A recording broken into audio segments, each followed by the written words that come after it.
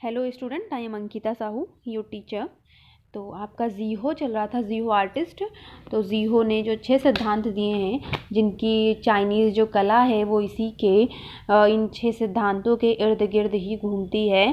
तो इनके जो 6 सिद्धांत थे जीहो के, तो आपको बताया था मैंने कि वो पहला इसमें जो सिद्धांत था वो था छिन युन शेंग तुंग, जिसका मतलब था जीवन प्रवाह अथवा आत्मा की प्रतिध्वनि से कलाकृति में प्राणवत्ता। और दूसरा था कोफा युंग पी, अस्थि अर्थात तूली का प्रयोग से ढांचे की रचना। थर्ड था युंग यू जांग जिंग, रूप चित्रण में वस्तु से साम। फोर्थ था सुई लई फुतजई, रंगों में वस्तु के प्रकार जाति से मेल। फिफ्थ था चिंग यिंग वेईचा, तत्वों की समुचित योजना तथा स्थान निर्धारण। और सिक्स था आपका छुआन मुआइजी। तो ये आपके 6 सिद्धांत आपको नाम बताए थे, हिंदी में अर्थ बताए थे। तो आपका जो 6 है, अनुकृति द्वारा प्राचीन आदर्श रूपों की निरंतरता।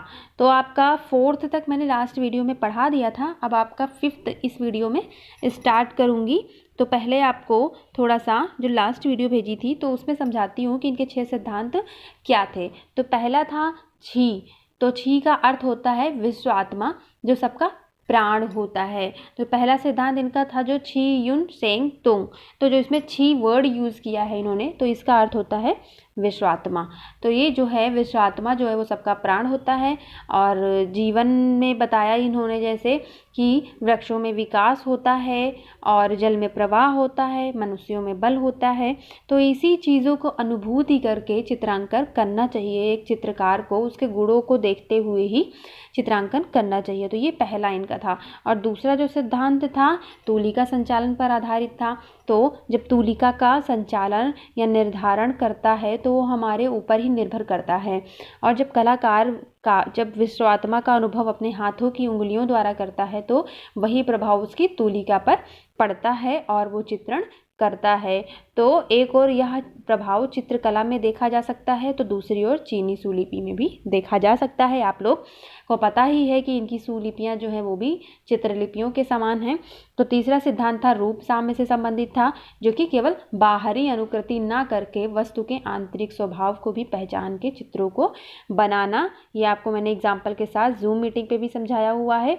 तो जिस प्रकार बताया था एग्जाम्पल कि जिस प्रकार एक साधारण व्यक्ति जो है वो अभिनेता का जो अभिनेता होता है, जो राजा का अभिनय ठीक ठीक नहीं कर सकता जब तक उसके बारे में वो जान नहीं लेता, उसका रूप उसका मर्म जाने बिना वो ठीक ठीक नहीं उसका अभिनय कर सकता। उसी प्रकार आप जब तक उसके रूप को नहीं पहचानेंगे, बाहरी और आंतरिक भाव जो है उसका स्वभाव जो है उसमें छिपा रहता है, उसको नहीं पहचानेंगे तब तक आप ठीक ठीक चित्रण नहीं कर सकते।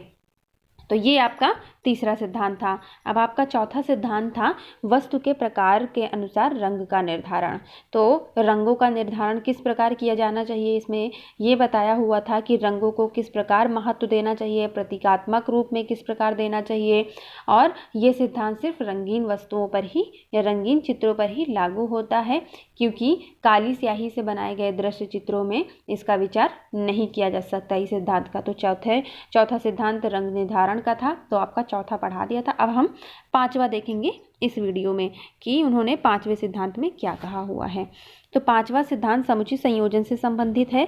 यद्यपि कुंडली पटों पर बनाए जाने वाले दृश्यों में इसका स्वरूप लटकाए जाने वाले चित्रों से भिन्न हो जाता है, फिर भी चित्र के पृथक पृथक भागों में आकृतियां का संयोजन बहुत कुशलता से करना चाहिए।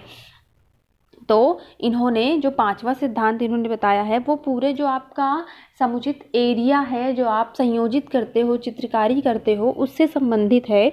जो आपका पूरा एक क्षेत्र होता है, आपके पास कोई भी पट चित्र बनाते हो, कैनवस पे चित्र बनाते हो, तो जो आपका पूरा समुचित संयोजन होता है उससे संबंधित है। तो ये जो है बता रहे हैं कि कुंडली पटों पर बनाए जाने वाले दृश्यों में इसका स्वरूप लटकाए जाने वाले चित्रों से थोड़ा सा अलग है, फिर भी चित्र के पृथक पृथक भागों में आकृतियों का संयोजन बहुत कुशलता से करना चाहिए। जैसे आप लोग सीरीज वाइज पेंटिंग बनाते हो तो उसमें सारी पेंटिंग्स तो अलग अलग होती हैं, लेकिन वो संयोजित करने पे लगता है कि हाँ वो उसी का अंश है, उसी का भाग है। तो इसी प्रकार कह रहे हैं कि संयोजन भी बहुत कुशलता से करना चाहिए। ऐसा ना हो कि वो बिल्कुल कट आउट लगे जो आपकी उसकी सीरीज है या फिर उसकी दूसरी पेंटिंग जो है। तो जो लटकाए जाने वाले अथवा छोटे आकार के चित्रों के संयोजन की तुलना घर आया अतिथि के से की गई है। जिस प्रकार घर में अतिथि सबसे महत्वपूर्ण और सम्मानजनक स्थान पर बैठाया जाता है तथा घर के सभी सदस्य उसके चारों ओर एकत्रित होकर भी उसके महत्व को कम नहीं करते, इसी प्रकार चित्र की मुख्य आकृति केंद्र में अंकित की जाती है। तो इसमें इन्होंने लटकाए जाने वाले चित्रों के बारे में बताया है कि जो छोटे आकार में चित्र बनाए जाते हैं संयोजन की तुलना उससे जो है उसको चित्रों की तुलना ये घर आए अतिथि से किया हुआ है कि जैसे कोई मेहमान घर पे आता है, अतिथि घर पे आता है तो हम उसके चारों तरफ बैठ जाते हैं, फिर भी जो उसका सम्मान होता है वो कम नहीं होता है। क्यों? क्योंकि वो हमारा जो है सेंटर में होता है, केंद्र में होता है, वो हमारा मुख्य अतिथि होता है। तो यही कह रहे हैं कि सभी सदस्य जो है एकत्रित होकर अगर उसके चारों ओर बैठ भी जाते हैं फिर भी उस मेहमान का, उस अतिथि का महत्व कम नहीं होता है। तो जो चीज़ें आपको इम्पॉर्टेंट लगती हैं उनका जो आपको लगता है कि ये हमारी पेंटिंग में मुख्य है तो उसको हमेशा सेंटर में अंकित करना चाहिए, तो इसीलिए कि उसका महत्व कम ना हो। तो आपका ये 5वां सिद्धांत था। अब अन्य आकृतियाँ उसके साथ साथ अंकित की जाती हैं। जिस प्रकार चित्रों में आकृतियों का संयोजन होता है उसी प्रकार रंगों का भी संयोजन किया जाता है। तो आकृतियों का जिस प्रकार संयोजन करते हैं कि जो मुख्य आकृति है वो सेंटर में रखनी चाहिए, उसी प्रकार रंगों का भी निर्धारण करते हैं कि कौन सा आपका एम्फेसिस वाला कलर है जो आपको आकर्षित करता है, उसको आप हमेशा सेंटर में रखें और उसके साथ साथ अदर पेंटिंग्स को भी लगा सकते हैं। तो ये आपका 5वां सिद्धांत था। 6 है आपका छानवाइजी। तो देखते हैं अनुकृति द्वारा प्राचीन आदर्श रूपों की निरंतरता। तो ये जो है जो प्राचीन आर्टिस्ट हैं तो उनके बारे में ये जो है उनकी अनुकृति के बारे में बात कर रहे हैं 6ठे सिद्धांत में। 6ठे सिद्धांत से जहाँ कार्य में दक्षता प्राप्त होती है वहीं परंपरा से के प्रति आदर भाव भी उत्पन्न होता है। प्रत्येक चित्रकार में उसकी रक्षा की भावना बनी रहती है। और पहले तो चित्रकार प्राचीन तथा जर्जर चित्रों की अनुकृति करते रहे किंतु बाद में वे उनके अनुसार चित्र रचना करने लगे, जिस प्रकार परंपरा में एक नवीन प्राणवत्ता आई। तो इसमें जो है आपका जो 6ठा सिद्धांत है इसमें कार्य की दक्षता बताई गई है और इन्होंने बताया है कि जिस प्रकार जो पहले के चित्रकार थे वो अच्छा काम नहीं करते थे और हम उन्हीं की अनुकृति करते रहते थे, लेकिन जब ये सिद्धांत आए तो हम उनकी जब अनुकृति करते हैं तो उन्हीं के अनुसार करते हैं जो उनकी चित्र रचना करते हैं। तो इसमें क्या हुआ, कुछ नवीनता भी आई और इस परंपरा में एक नवीन प्राणवत्ता भी आई, मतलब इन्होंने एक नया जान जैसे डाल दी हो पेंटिंग्स में इन सिद्धांत के द्वारा। तो आपका ये जीहो ख़त्म होता है जो आपका सेकंड आर्टिस्ट था। अब आपका दूसरा शासनकाल स्टार्ट हो जाता है। आपका छा राजवंश अभी तक चल रहा था।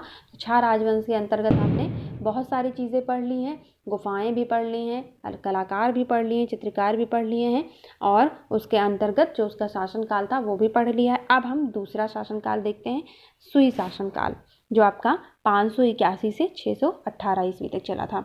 राजवंशों के समय नए सुधार हुए तथा पहली बार नए विचार, नए मूल्य स्थापित हुए। उसके पश्चात सुई शासन आया। तो यहाँ पे क्या हुआ, इस टाइम पे बहुत सारे सुधार हुए और पहली बार नए नए विचारों का मूल्य स्थापित हुआ। उसके पश्चात क्या हुआ, सुई शासन आया। सुई शासकों ने राज्य के उत्तरी तथा दक्षिणी भागों को पुनः मिलाया और सीमाओं को सुरक्षित किया। तो जो चीन था वो दक्षिणी और उत्तरी भाग में बट गया था, आपको इससे पहले बताया था। तो इन्होंने क्या किया, इस टाइम पे उन दोनों को मिलाया और उनकी जो सीमा थी उसको सुरक्षित किया। इस प्रकार संपूर्ण देश एक ही शासन के अधीन हो गया। अंतर्राष्ट्रीय व्यापार उन्नत हुआ, जैसा कि सुई शासकों के मकबरे में मिले फारसी सिक्कों से प्रमाणित होता है। तो यहाँ पे जब पूरा देश मिल गया, एक साथ हो गया, चीन पूरा एक में विलय हो गया, तो क्या हुआ, इस टाइम पे अंतर्राष्ट्रीय व्यापार में भी इनकी उन्नति हुई। और ये जो है इसका जो प्रमाण मिलता है वो मकबरे में मिले फारसी सिक्कों से मिलता है, उसी से ये प्रमाणित होता है। तो सुई शासकों ने विशाल भवनों, उद्यान तथा नहरों के निर्माण में अपनी बहुत शक्ति लगा दी। इस युग में वास्तुकला का बहुत विकास हुआ। तो इस टाइम पे जैसे कि भी बताया कि बहुत सारा विकास हो रहा था इस टाइम पे। तो यहाँ पे विशाल भवन भी बने, उद्यान बने, नहरों का निर्माण हुआ और यहाँ के जो शासक थे उन्होंने अपनी पूरी शक्ति लगा दी चीज़ों को निर्माण करने में।